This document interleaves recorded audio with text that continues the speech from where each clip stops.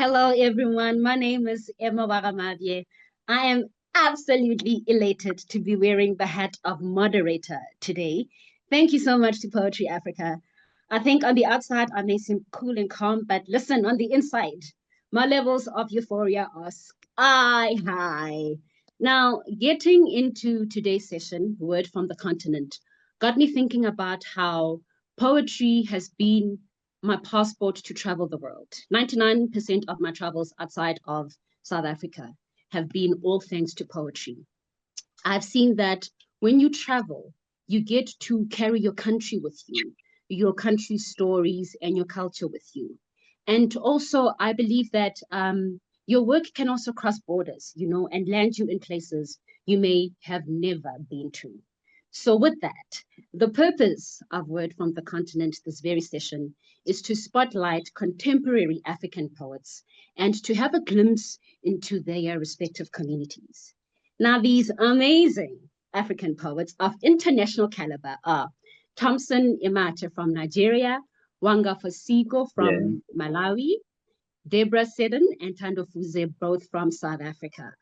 Let us just please give them a virtual applause as they show their faces. Don't be shy. Hello, hello, hello. Hi, Thompson. Yeah, hi, So, Emma. Yeah. I'm going to quickly read through everyone's profiles. Thompson Emate hails from Lagos, Nigeria. He spends his leisure time on creative writing, particularly poetry and prose. He has a deep love for nature and the arts. Deborah Seddon was born and raised in Harare. She's currently a senior lecturer in the Department of Literary Studies in English at Rhodes University. Her poetry has been published in various journals, locally and abroad. Wanga Fosiko is a Malawian poet whose work explores how culture shapes identity and how language transforms meaning. She is a member of the University of Johannesburg Arts Academy, which has contributed a lot to her art. Her performances weave multicultural influences with an intimate, reflective style, creating work that speaks across languages and borders. Thando Fuze, a poet that needs no introduction to our local South African audience, is a spoken word artist, writer, curator, and author. She also works with various schools and colleges as a peer educator, setting up poetry platforms used as safe zones for the youth to discuss issues affecting them. Woo! We've got some powerhouses here. Thompson, I'm going to start with you. Okay. Where does the love for nature emanate from, and how do you bring that into your work? Yeah. Okay. I actually, it's it's like an inborn thing. I was born with the love for nature and art, but I didn't actually notice until 2020, actually during the COVID time, the pandemic, and I noticed it just started coming out of me, and I just noticed my connection so much with nature and the art because it was a free time for me to explore myself, to know myself better. So I just noticed that the love for me, the love for nature and art. I started noticing a connection to many things around me, most especially nature and art. I just noticed a deep and deep and deep connection. And it's even getting deeper and deeper. I don't know. Sometimes I just can't control it. I mean, thank you. That is a beautiful connection. Absolutely beautiful. Deborah, Yeah. you have had your work published in various journals and anthologies, locally and abroad. Are you of the view that published work influences one's professional credibility? And in what way has publishing your work shaped your growth? Okay, good. That's a very good That's question. for, sorry, Thompson, that's the question for Deborah. Okay, thank you very much. Okay. I think each journal, be they South African journals or journals abroad, is a poetry community. There's subscribers, and when I receive the journal, I read all the different people who've contributed to it. So it's always a huge honor for me if I'm included in one of those journals. And I think each journal creates a kind of community for poetry. I do think that there's a kind of street cred that comes from either performing your work or publishing it, or both. You know, I'm someone who tends to publish, and I'm delighted to say that, you know, these poems that have been all over the place in different journals are finally coming into a book, which will be published in October. And that feels like a real achievement compared to the different journals, because they'll all be together in one little home, you know, and that feels beautiful for me. Yeah. And do you feel that that has largely shaped your growth in terms of your writing? That's a good question. I think that, you know, you do get advice and sometimes editing suggestions from different editors of different journals. And, you know, I think in terms of growth, it would be that, and also the sense of, you know, being recognized or taken seriously by different editors, and, you know, when they accept your work to publish in their journal. I think for me, it's built my own belief in myself as a poet. And that's been important for me in terms of going forward. Thank you for that, because there's some people who just, you know, do not take their work from paper to stage, you know, so thank you so much for touching on that. Thank you, Deborah. Wanga, one of the beauties I feel about poetry is its ability to be translatable to other countries. You know, there's a certain universal cadence that speaks beyond borders. So Wanga, I just want to get from you, why is it important to you to create work that speaks across languages and borders? And when did you start being intentional about this when it comes to your way of creating? Thank you, Emma. For me, I grew up in South Africa, but I'm Malawian. So it was the constant need to feel some sort of sense of belonging.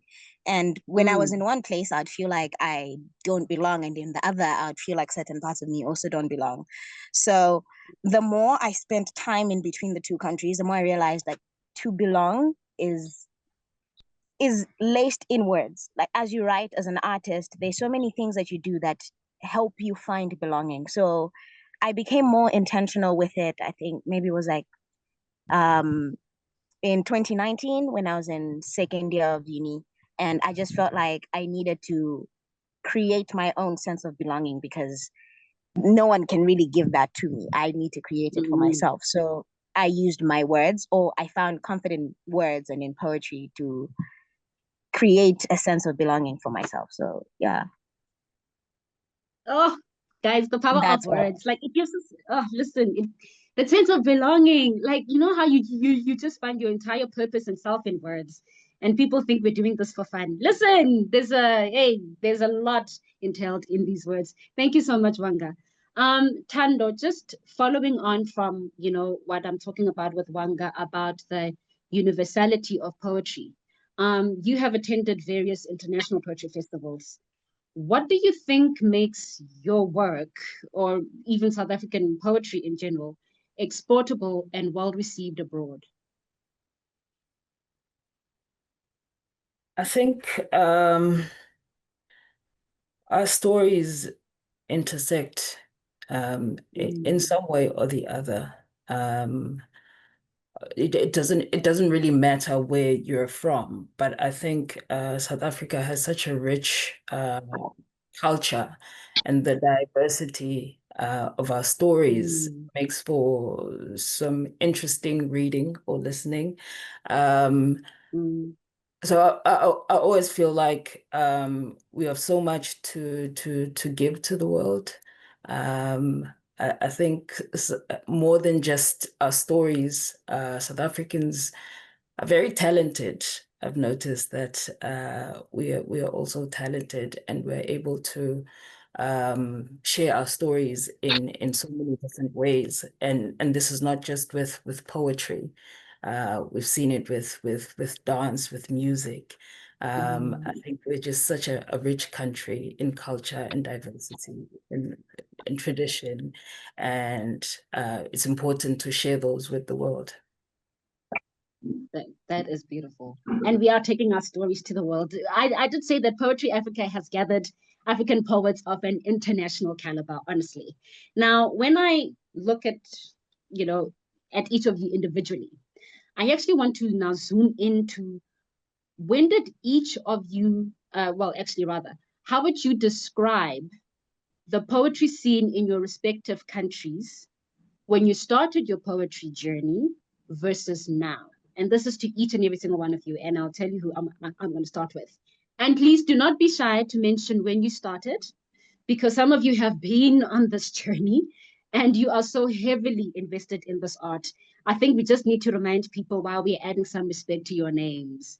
Deborah, let's start with you.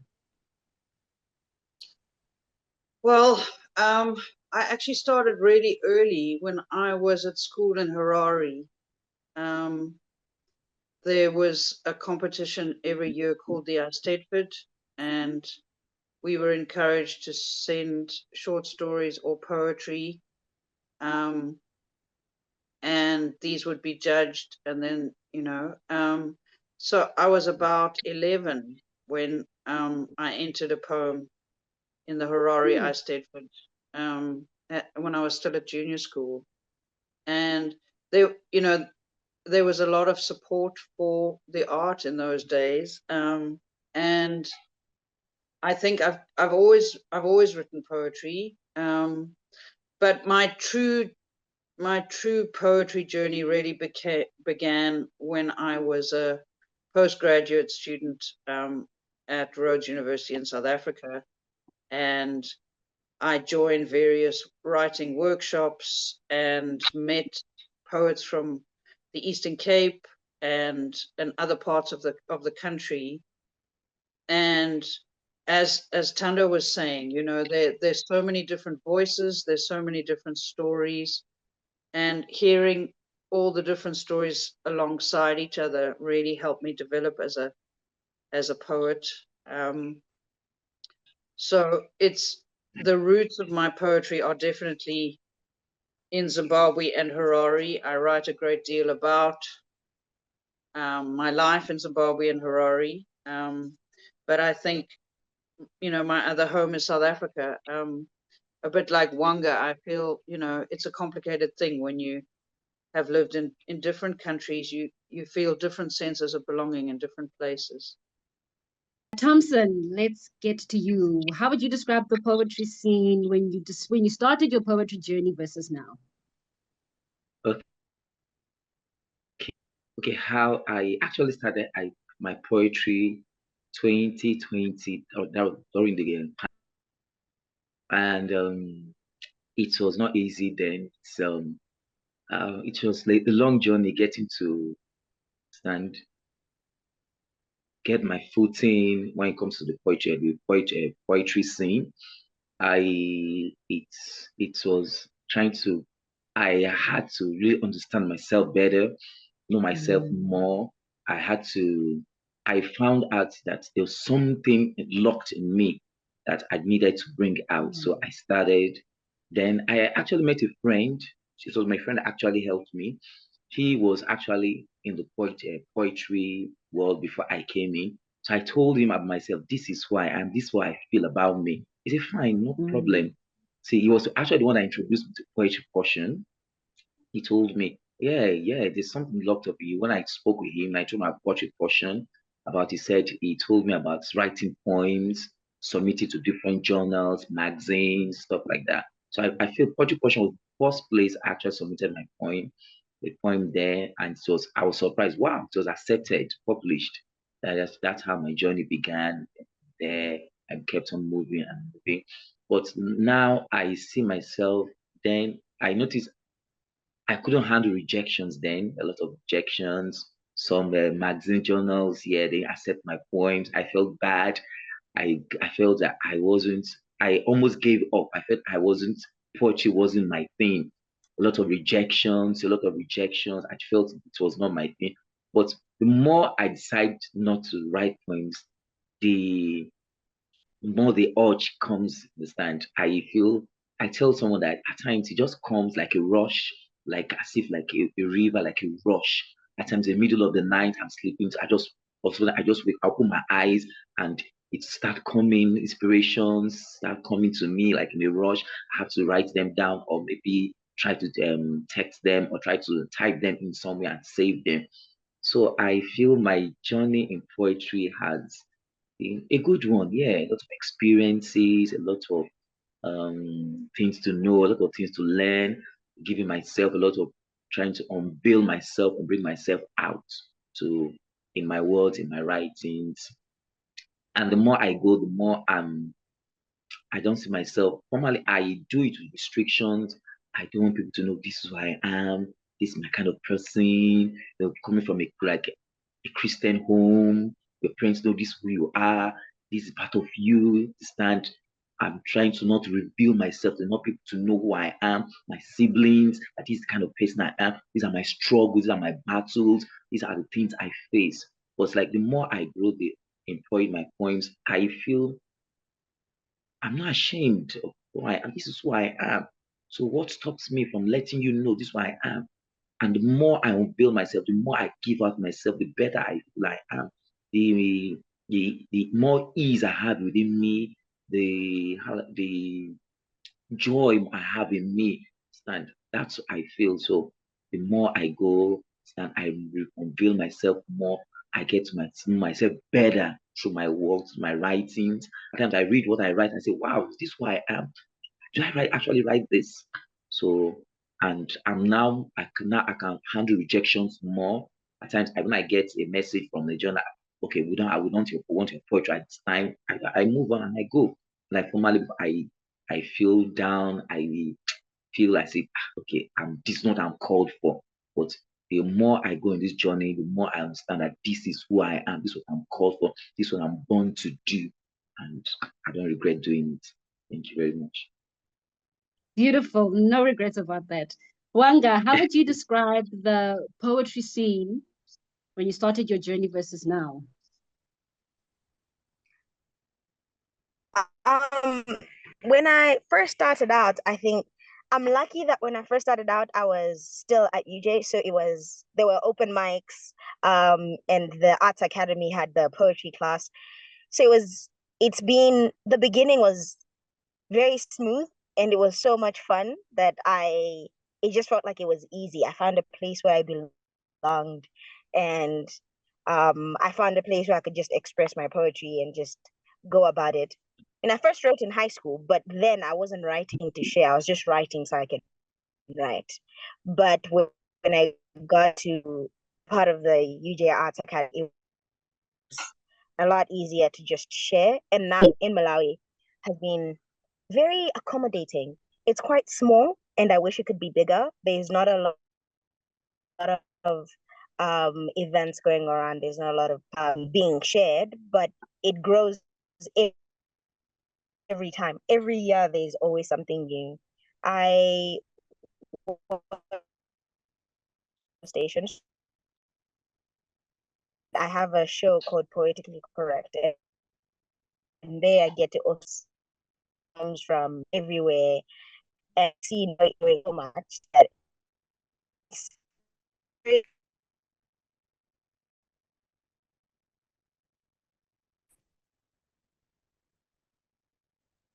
I have lost Wanga there.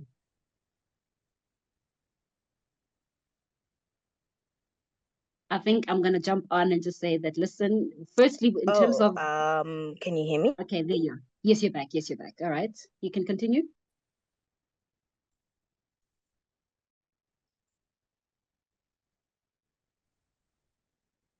Wanga, you still there?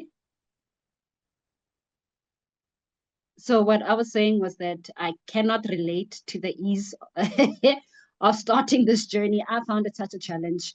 I'm with Thompson on that one. It took a friend to yank me into doing this poetry thing. I was just like, me, I'm a closet writer, so I will keep my writing to myself. And then I saw a friend do it on stage, and I was like, oh my goodness, what? People can actually like perform their work verbatim, And I was extremely excited by that. And what Wanga was saying now about the community in Malawi, I can definitely attest. I've been there twice. There's such a Yeah. warmth and depth to their writing. It is just absolutely beautiful. Thando, how would you describe the poetry scene when you started your poetry journey versus now? Yeah, I can imagine there's been a lot of changes. I've been to KZN quite a couple of times, I must say. Uh, there's been so many different stages to this journey. For me, being so reserved, first of all, and then deciding to take up poetry and having to be in front of people, saying stuff, you know. But I think it started out as very alone. The writing process is such an individual thing. But then finding out that there are poetry sessions that one could attend. Um, and it's so interesting that when I started, there were so many in KZN. There's so many poetry sessions. Every other week, you'd have 2, 3 sessions going on. Um, but it has died down. I don't know what that means. I'm not sure. But it has died down immensely. Um, Also, it was good to see that there were people who did this thing that I never knew happened. I never knew of spoken word. I just knew that I had things to say and didn't have a name for it. I mean, I understand that at school we did poetry, but it was nothing like what we do now. So as time went on, I started sharing as well. And people received me pretty well. And then it was, being invited to shows, and that was something else. And then you started getting paid for these things that you write. And that was also very interesting, to see that you could actually get paid for this thing.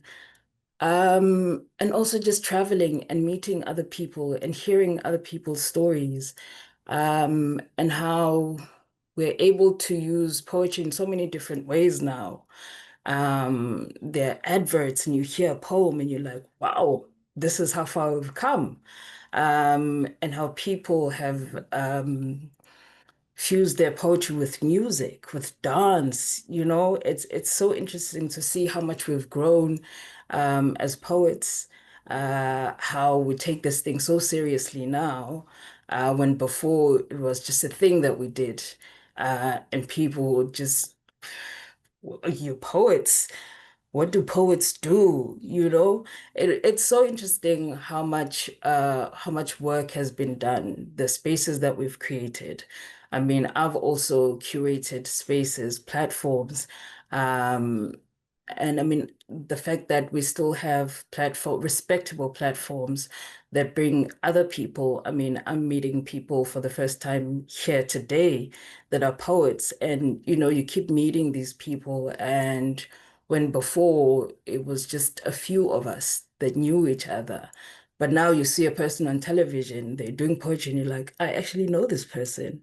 So it's very, very, very interesting how far we've come with poetry. And I mean, the platforms like Poetry Africa that keep bringing these people to us. And, just the fact that we're able to publish and read each other's works, and get to know each other in that way, I think is such a beautiful thing. And I mean, you also have taken poetry to, you did that, is it Portia, the skincare The Pusher products? M. Yeah, Pusher M. Yes. It was Yeah. so interesting to see. I mean, for the fact that those people see us now, so many people didn't before is just beautiful. And it speaks to the fact that we now take ourselves seriously as well. Yeah. Yeah. Yeah. Oh, I almost blushed there. Thank you so much, Thando. Thanks, Thando. You see, this is, man, Poetry Africa, I cannot thank you enough for this. This is the beauty for me. Well, apart of the duties that come in conversation. It's one thing for me to see all the glory of certain people either on page or stage, but here we are now, gathering to hear the stories behind, all your glories. So this is absolutely awesome. Now, Nina Simone is famously known for having said that an artist's duty is to reflect the times, and situations in which I find myself. How can you be an artist and not reflect the times? Now, to each of you, I need a simple yes or no. You do not need to elaborate. I will then have a follow-up question in relation to this quote. Remember, I need a simple yes or no. Do you feel you have a duty as a poet to your country? Wanga?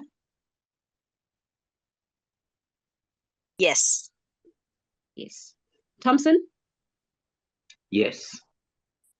Thando? Yes. Deborah? Yes. And it's a unanimous yes. All right. To Thando, how much of what happens within your society or the country's political sphere influences your writing? And what do you ultimately wish to achieve with that final written work? Oh, that's such a loaded question there. I think a lot.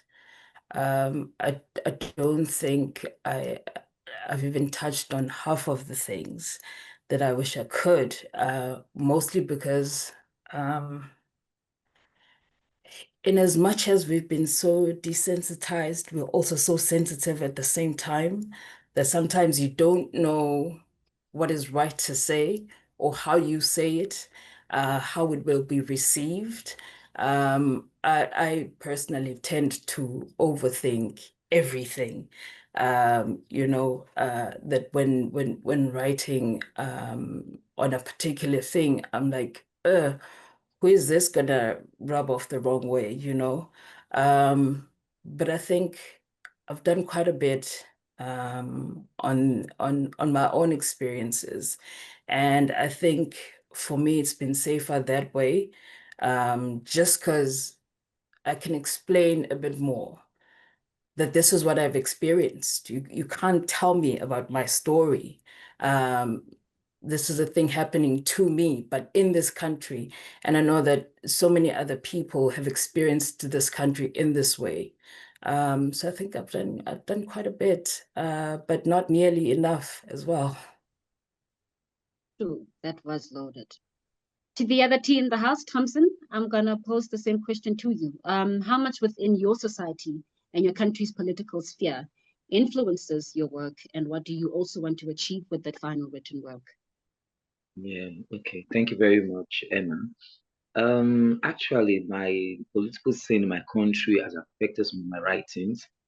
Like let me say, like I'm this kind of person. I actually am moved by when I see things like um, injustice, crime, so many other things that happens.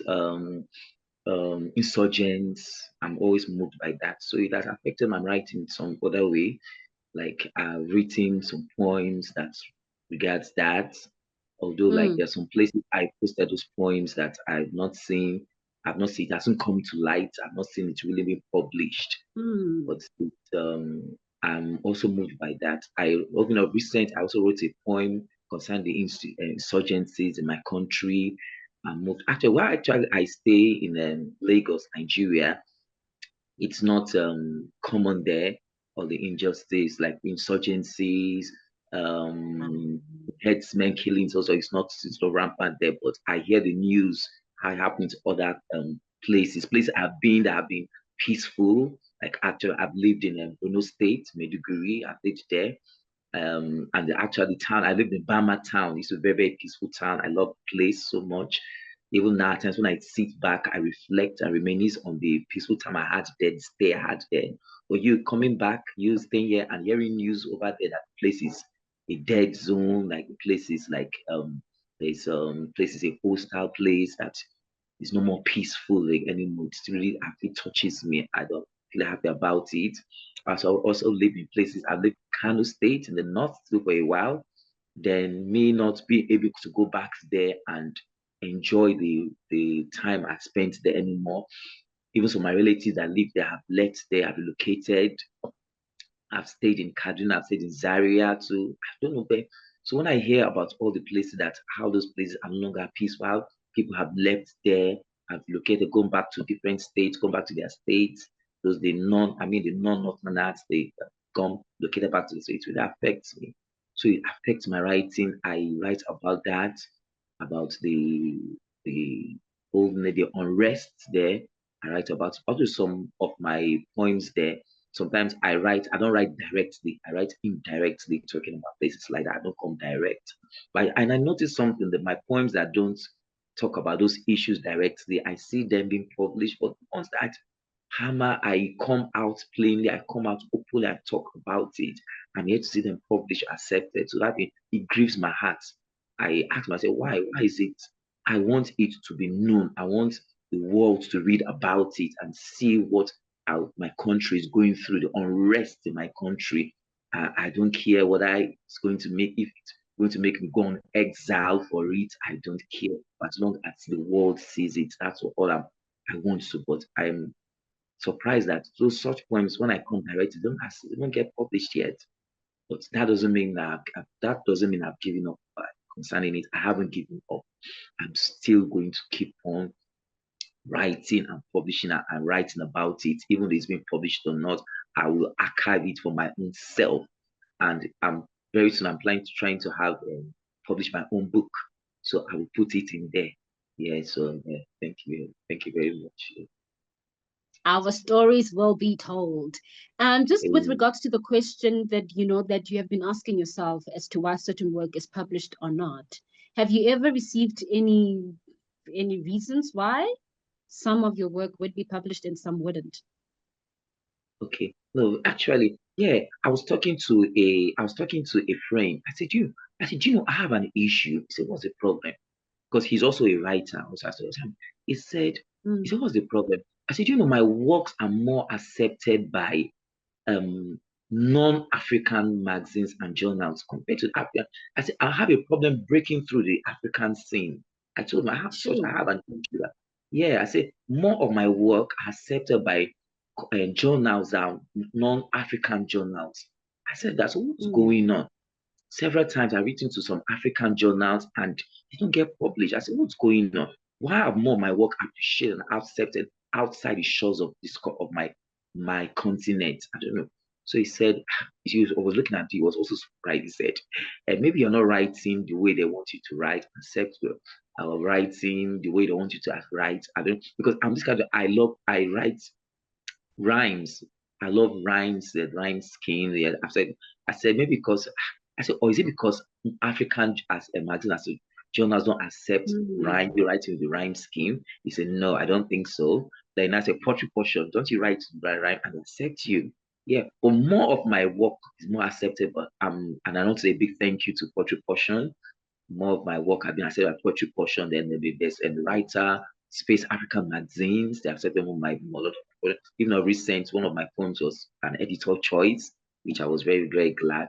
So, but I don't know why they don't understand more. And I want to actually break through the African scene, the African journal, because I feel they are the one that are going to appreciate more my work because we're Africans. You know what is happening in Africa, in different countries. They should be able to understand, relate more with my work. But I feel it's hard.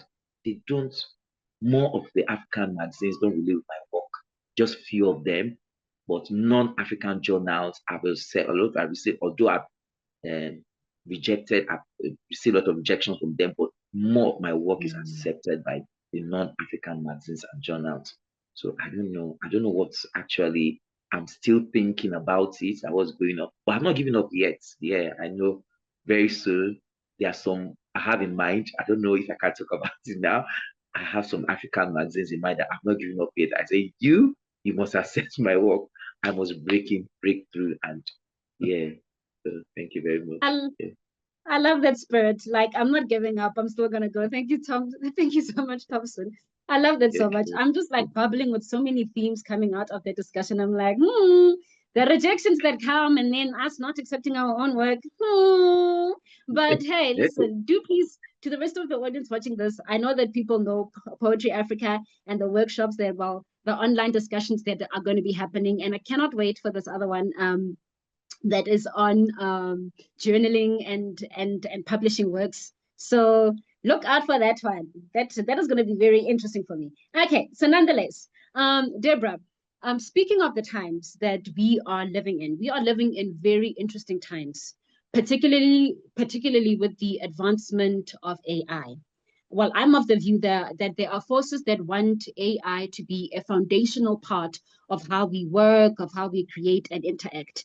And actually, earlier this month, I was watching a documentary on the ghost workers behind artificial intelligence.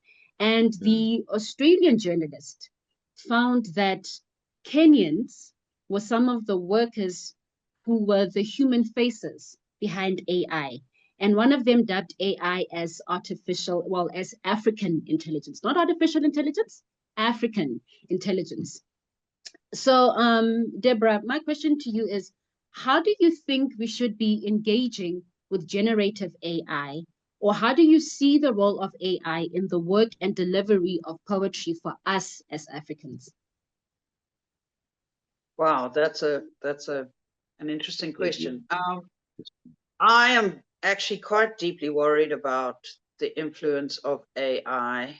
I've done quite a lot of reading recently on how these big tech corporations in the United States, primarily, ever since the 2016, when these tech corporations helped design the algorithm for Facebook to deliver the vote for Brexit in the UK, and then assist in the election of Donald Trump.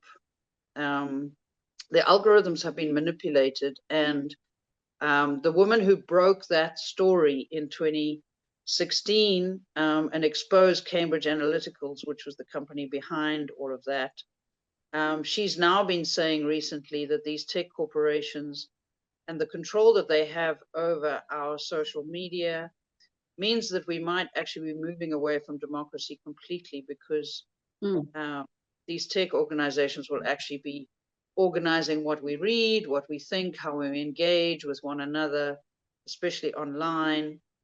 And that worries me deeply. And I'm something of an AI vegan. I played around with it a bit when it first came out, ChatGPT. But I actually think that it's going, I'm very worried about the pernicious effect that it will have on the world generally, particularly when it comes to creativity, where, for poets, for visual artists, for filmmakers, the fact that all of this can be done so easily and without any effort through artificial intelligence actually begins to diminish the value of human creativity, which is the very thing that can bring us together as human beings to share our stories alongside each other.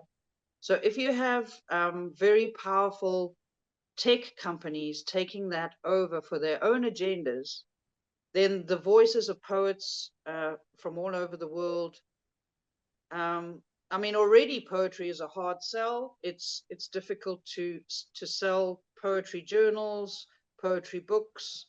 That I'm currently attending WordFest in Makanda, and it really is a community of writers and people who are interested in writing coming together. And the more we have AI influencing that, I worry for the future, because I think, throughout Africa, if I think about, what Thompson was saying about, he wants the world to know the story of Nigeria. I feel the same way about Zimbabwe. I feel that I am in a place where I can raise my voice, where I can tell a story that is often not well known at all. I mean, in South Africa, Zimbabweans are often denigrated as people who come in to steal South African jobs, and there's no, for many quarters, there's no real understanding of why people have left their homes and come to another country. So I feel some responsibility as a person of privilege who lives in a safe space in South Africa, to actually raise my voice to tell that story. And the more that we have corporations taking over the narrative, the less the truth will be told. So AI concerns me a great deal. And I know that a lot of AI workers in Africa, particularly Kenya, are exploited by these companies. You know, they're not given a living wage. They're expected to work long hours. So it feels very pernicious to me. I'm not enthusiastic about the development of AI in the world. Yeah. Thank you for making me feel okay about myself when it comes to AI. Listen, that's why I was just like, yes, I'm not alone. I'm not alone in terms of my view in this. I don't know if any of the other poets would like to jump in on this one concerning AI and how it could be, I don't know, probably used, or how, you know, the role of it for us as Africans in our creations. I think like in terms of creativity and stories being told, like what of the lived experiences? It won't be the same. It cannot be the same, because the beauty of it is that we have lived these stories that we are telling. AI, not so much. So I think we'll be robbed greatly. But that's just me, because some people really seem to be embracing it. And they are. That's why I'm like, there are forces that are pushing this agenda. But nonetheless, that's a discussion for another day. So just touching on what Deborah was saying now on Zimbabwe. And my first international festival was the Shoko Festival in Zimbabwe back in 2012. It was a festival of colossal proportions. I like literally had to pinch myself to be like, oh my gosh, I'm here. And at that festival, I got to meet the late Zimbabwean-born rapper, Mischief Kwenda. Mischief, I kid you not, at every single workshop discussion, he was about One Africa. The man was so big on being One Africa. And that is, you know, what he saw was the coming together and working together of African creatives, and us not doing so in silos. Similarly, South African-born rapper, the late Double HP, he also preached a message of African unity through his music and projects. And he would ask, what if we were integrated as Africans and working together? Wanga, I want to bring you in on this one. How do you think we can collaborate better across the continent and somehow have a reciprocal sharing of our poetry between the various countries? I think the platforms like this, Poetry Africa. Please just tell me if you can hear me, because there's a lot of wind around me. There's wind, but I can hear you. Yes. Okay, great. So I think that it's platforms like Poetry Africa and other online platforms where we can all get together and create something like this are very important. And they help in how we can collaborate, and also just reaching out, publishing together, things like that. I've seen a lot of poetry journals where people have interacted with other poets from different countries and gotten together and combined their work to publish together. I think things like that are the best way that we can do, and unless we can have more Poetry Africa events, maybe in a year, where more people get to meet other poets and collaborate. More Poetry Africa, please. Thompson, since your work is published so much in non-African countries, and I mean, you can already see the problem that exists. How do you think actually that we can have a more collaborative effort between the various African countries in terms of sharing our works? Okay, thank you very much. Actually, I feel a platform like this, Poetry Africa, is a very good platform for us to share our different African work from different countries, Nigeria, South Africa, Algeria, Malawi, Zimbabwe, be coming together. This is a very good opportunity. Just like when I got a mail from Quartz that at home saying that I was, wow, see that good. I was taken aback. I was excited, delighted. So I really had a plan towards the time. Actually, I was supposed to have an engagement today. The colleague told me at work, have you forgotten about it? No. I said, she reminded me yesterday at work. I told her, no, I can't miss this opportunity. She looked at me, the way she looked at me, but I told her about this. I said, I know that I have a very, very important event. So something like this, that's why I made sure that I had to wake up in time, make sure I did everything I need to do, make sure that I was looking at the time that I want to miss the opportunity. This is a very, very good platform. Then this aside the poetry portion, the also African journalists accepted my poems. I told her about one of them taking my poem. The last time my poem was an editor choice, that is the Writer Space African magazine. They also organize conferences every year.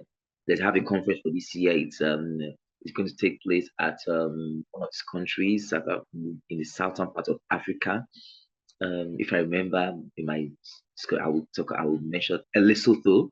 Yes, so things like that, conferences like that, and things like that is a time for us to come together, know one another as Africans, because I know African, it's we are blessed with writers, with gifted writers, poets, yes, poets, and authors who are gifted. Yeah, it is my journal, my journey of writing. I come to meet a lot of them online. I read their work. I say, wow, so happy like this. I'm impressed. The more I write, the more I see them, the more I'm proud of being an African. And I'm proud of being an African writer. Yes, I'm very, very proud of an African writer. I read their works and see the way they integrate so much in their work. I don't know, at times I discuss with my friend. I said, Jesus Christ. I said, do you know this person? Have you read his work? I said, I'm amazed. How did they get their inspiration? Where did they get their inspiration from? How does it happen? How did they write? How did they come about?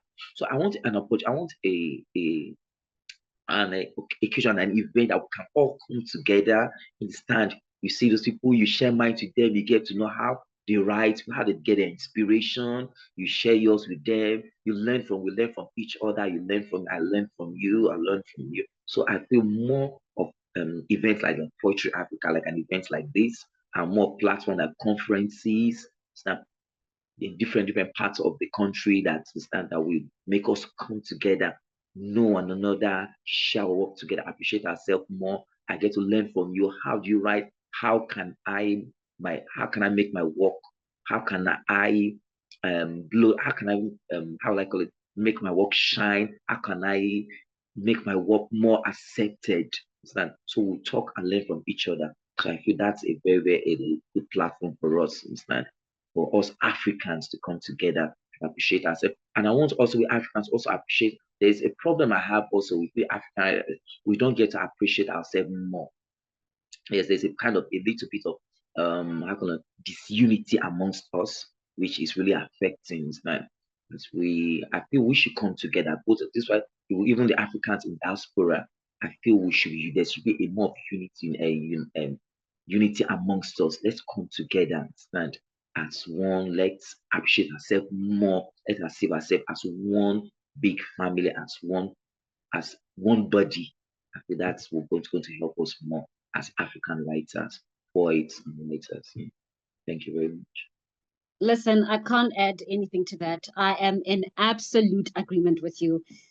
Poetry Africa, you have done so much, and we just want that multiplied. If we could have more Poetry Africas on this continent. I have not traveled a lot, but listen, I've had my fair share of African invitations, and we are not just a continent that is rich in minerals and resources. We are a people that are there's a depth to us as a people, and it comes through our writing. Guys, African writers are just so absolutely amazing. Amazing, yes, we're the best. Yes, absolutely. I totally agree with you. Before we're about to wrap up the session, before we get to hear the fruits of this beautiful continent, my final question to every single one of you: what does being part of Poetry Africa on this very platform mean to you? And just before that, I just want to say that Poetry Africa, we can never stop talking enough about you because you are that good a platform. And, you know, just receiving an invite. I remember there was a time I looked at this thing for 10 years, this festival for 10 years. And I was like, they need to invite me, you know, like a person waits over a decade to be here. So that was just me. But Deborah, what does being part of Poetry Africa mean to you? I feel like you know, it's a sense of wanting to be part of it, wanting to be invited. And I just feel, I mean, I woke up this morning and I thought, my goodness, how many Saturdays of my life have I woken up to share an online platform with poets throughout Africa for Poetry Africa. It feels like an immense privilege to me. I think it's an amazing festival. And to participate as a poet rather than as an academic means the world to me. And I agree with you. I think we need more Poetry Africas throughout the continent.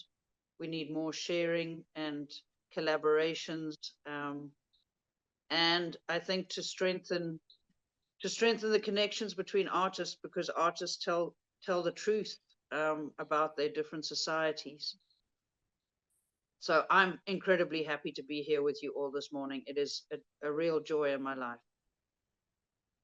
I am so happy to have actually, you know, just had this moment with you as well. I can't wait to hear your poems, but let's go. Wanga, what does being part of Poetry Africa on this very platform mean to you?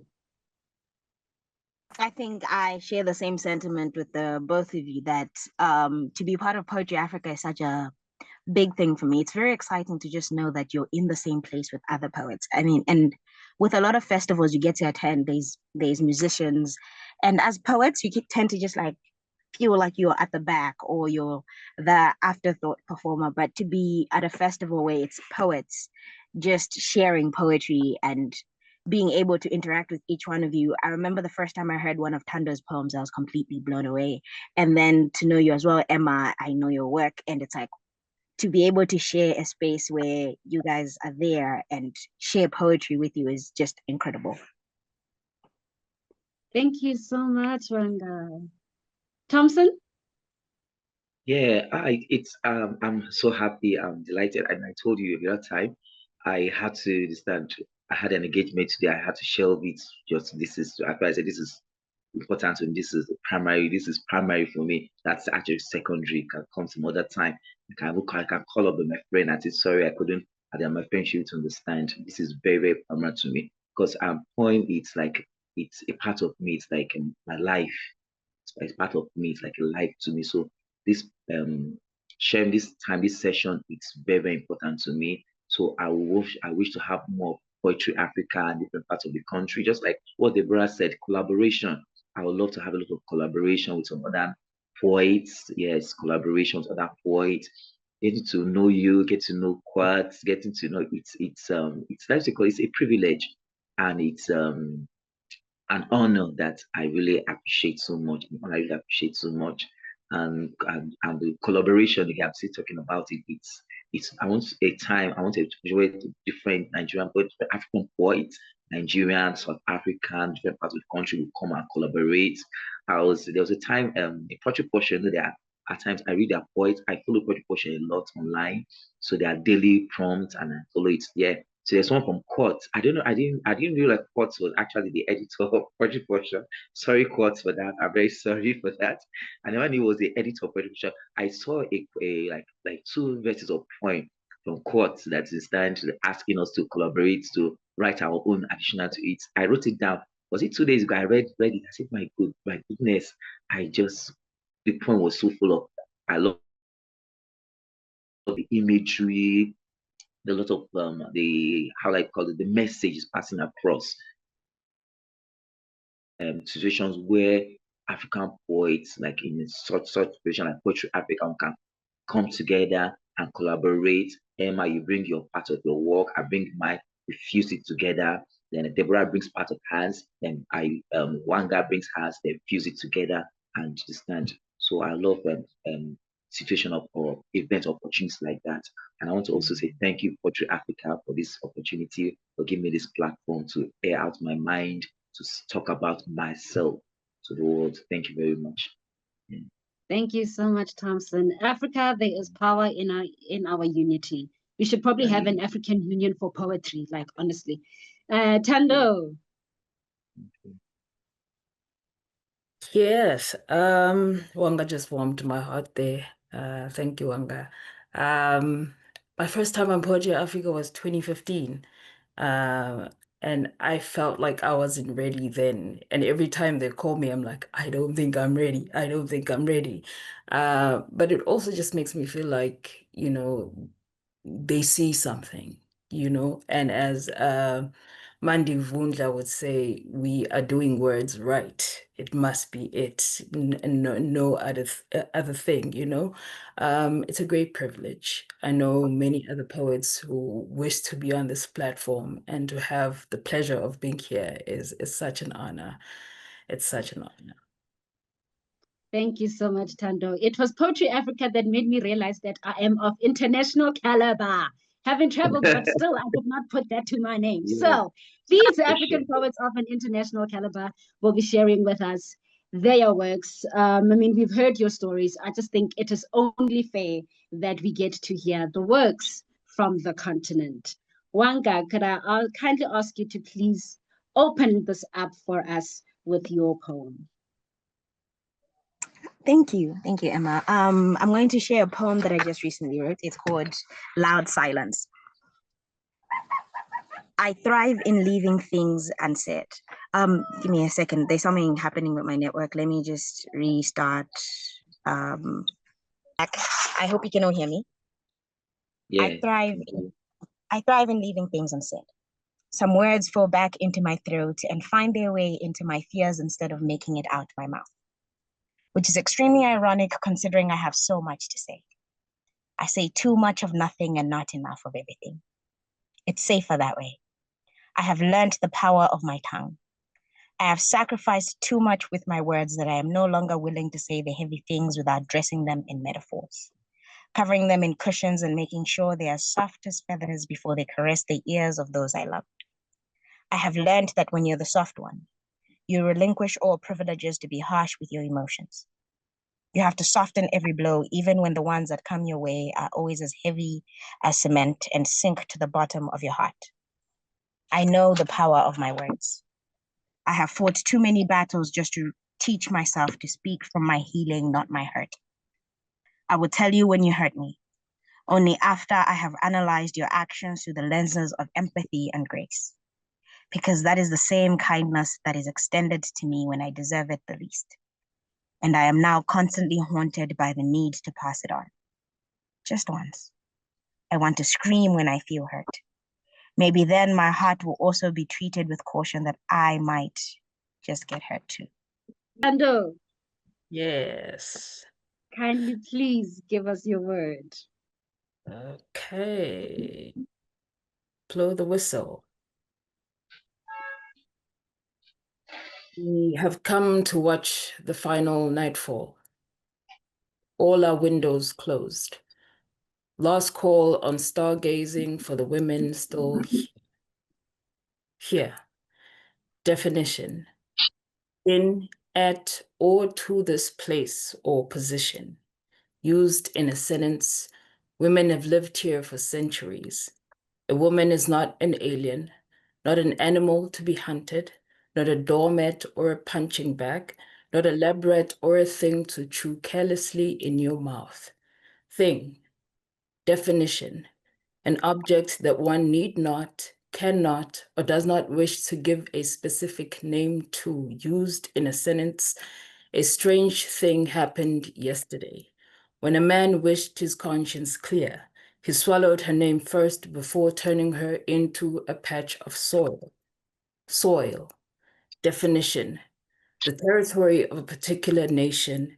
Used in a sentence, there is crisis on African soil. The number of failed crops is rising. We are hesitant to plant new seeds. We cannot grow children on blood-soaked land. Children, definition, young human beings below the age of puberty or below the age of majority. Used in a sentence, it seems we are failing these children. The village is burning, and we have mistaken the smoke for incense. We should have known there was fire when the children stopped playing. Stop. Definition: to prevent someone from doing something. Used in a sentence, the neighbor should stop him before the first strike, should not wait for a scream or the cracking of bones, or eyes shadowed in black or blue. A figure hovering over a body should not wait to count casualties or memories, should not wait. Blow the whistle, for the women still here. It seems we will not be here for long. Thank you. I just want to say, I was wondering whether I should have opened up with the poetry. I am so grateful I didn't. Wow. Wow. Yeah, No, I'm but we getting want too to hear you emotional. too, Emma.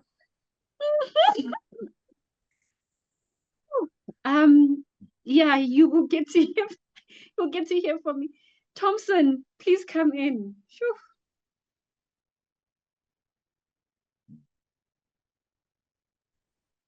Thompson, are you ready with your poem?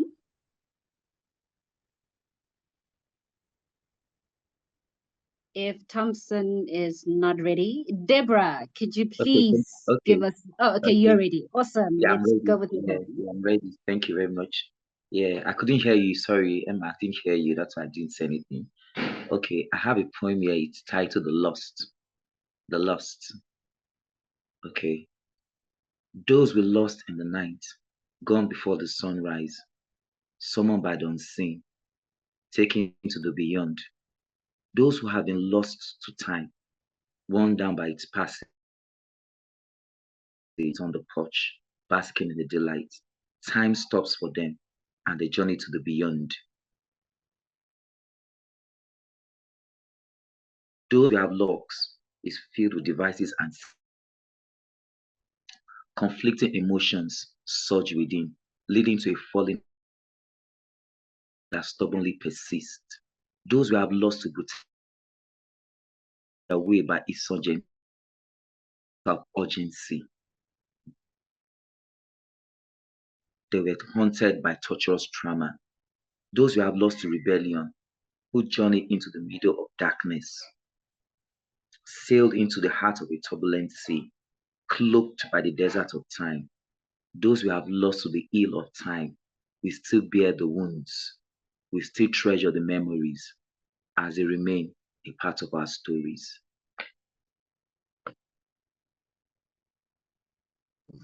And they remain a part of our stories. Thank you so much, Thompson. Yeah, this is Word from the Continent. Deborah, please. Thanks, Emma. Sure.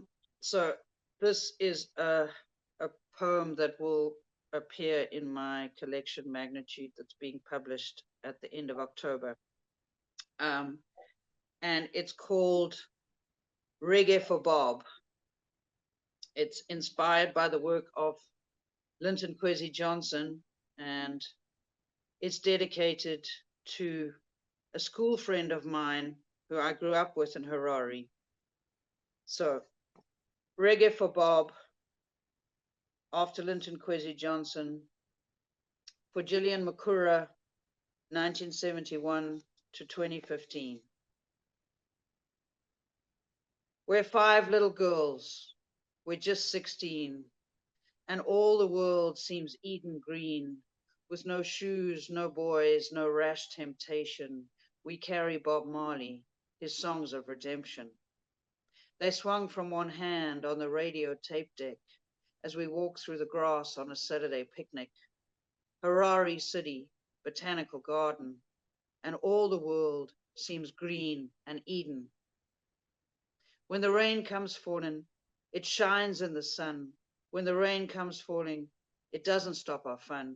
When the rain comes falling, we aren't worried getting wet. When the rain comes falling, we do not feel upset.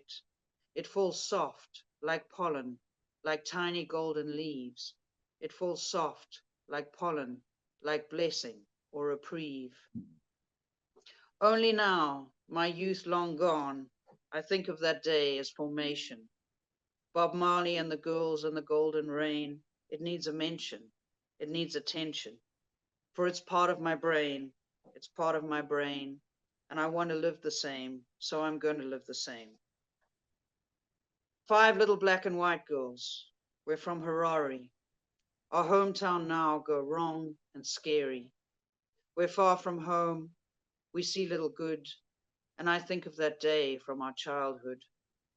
Harare, 1988, the adults, they're still holding hate. But in the 80s, when we were lighties, we had the wise poet's words, we had the warm pollen rain, and we felt it the same. We felt it the same. So Bob Marley and the girls and the golden rain, it needs a mention, it needs attention.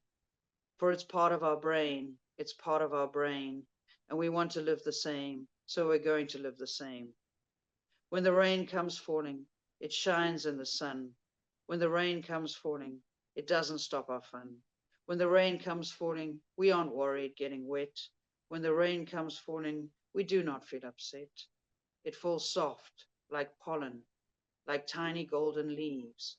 It falls soft, like pollen, like blessing, like reprieve. Thank you. Sure, thank you so much, Deborah. Let's actually plug people into how they can get a hold of your collection coming out soon. Okay, so it'll be launched in Makanda at the end of October, and then on the 4th of November in Stellenbosch at the Older Leeskamer, and then at the Book Lounge in Cape Town on the 6th of November. And it's available for sale online at the Dryad Press website. And for people who live overseas, outside South Africa, it will be included on the African Books Collective website once it's been launched. So anyone outside of South Africa can publish it. I can purchase it there. Awesome. Thank you so much, Deborah. We have completely run out of time. Oh my goodness, was that such a fulfilling session? This has been Word from the Continent. I could forever woo, you see, my English is even finished, like you. I could wax lyrical up on Poetry Africa. Thank you so much for this time. The poets that have been here today, you guys are absolutely amazing. Thank you for your contribution.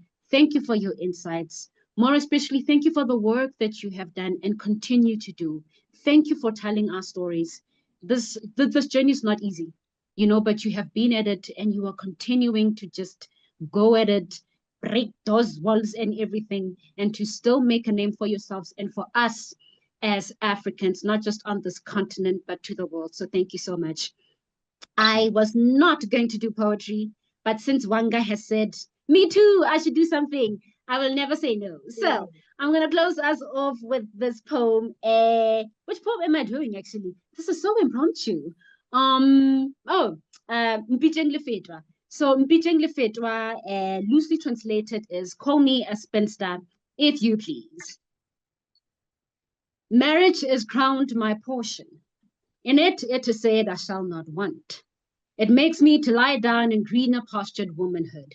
It leads me beside still accepted stereotypes. It preserves my dignity. It guides me in the paths of righteousness for society's sake. Yes, though I walk through the valley of the shadow of celibacy and singlehood, I will fear being labeled Lefetwa, evil for going against God's design, a lesbian. For no man is with me. No pot belly, no pillow talk comforts me. Marriage prepares a table of ultimate achievement before me in the presence of my enemies. It anoints my whole life's purpose with the ring. My existence runs over. Surely, goodness and wholeness shall follow me all my days, only in this institution, and I shall dwell in a man's house forever and ever. Amen. And that is Word from the Continent. Thank you, everybody.